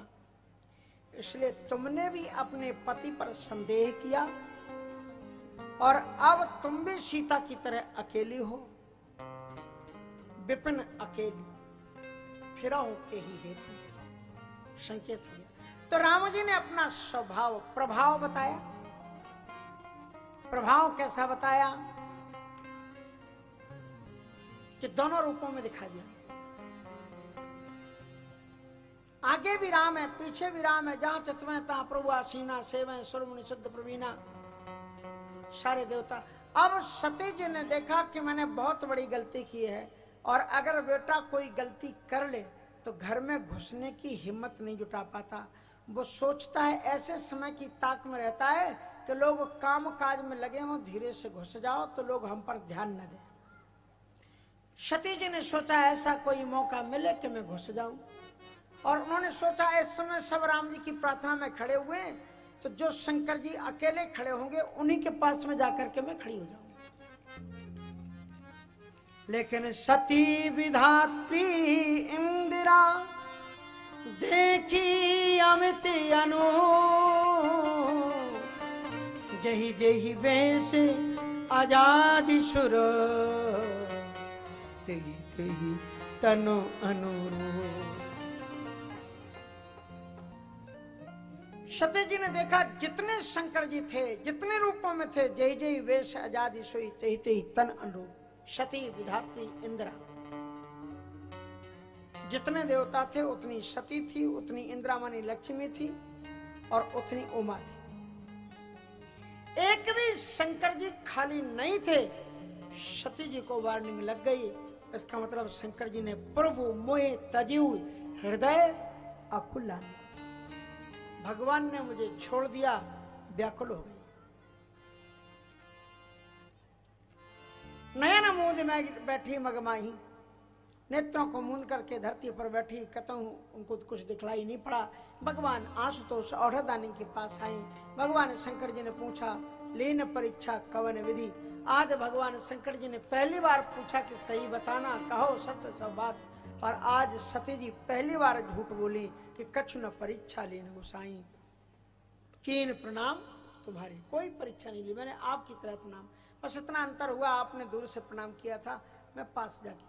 भगवान शंकर जी ने तब शंकर देखियो धर ध्याना, और सती जो कीन मरम सब जाना, और बहुरी राम मायहि सिर नवा, राम की माया को प्रणाम किया। धन्य राम। प्रेर सती जी झूठ का आवाज, जिसने प्रेरणा देकर के उनसे झूठ बुलवाया। और फिर शंकर जी ने राम जी से प्रार्थना की, अगर तुम दुविधा में फंस जाओ, अगर तुम संकट में फंस जाओ, यदि ऐसी परिस्थितियां आ जाएं, कोई निर्णय ना मिलता हो, तो leave everything in hand of God, परमात्मा के हाथों में सब कुछ छोड़ दो। कि हुई है सोई जो राम रचिरा, हुई है सोई जो राम रचिरा, ओ करी तल के बढ़ावे, ओ कई तर के बढ़ावे। जो राम ने रच रखा है वो होगा, क्यों व्यर्थ में तर्क वितर्क में पड़ते हो। वही है सोई जो राम रच रखा। और जो ये भगवान शंकर जी ने राम जी को याद किया तो क्या ही प्रेरणा, राम जी ने उनको प्रेरणा दी। सुमिरत राम हृदय असे आ, सुमिरत राम हृदय असे आ, बहुरी राम मां यही सिरुनावा, बहुरी राम यही सिरुनावा, सुमिरत राम हृदय असे आ, सुमिरत राम हृदय असे आ, एही तन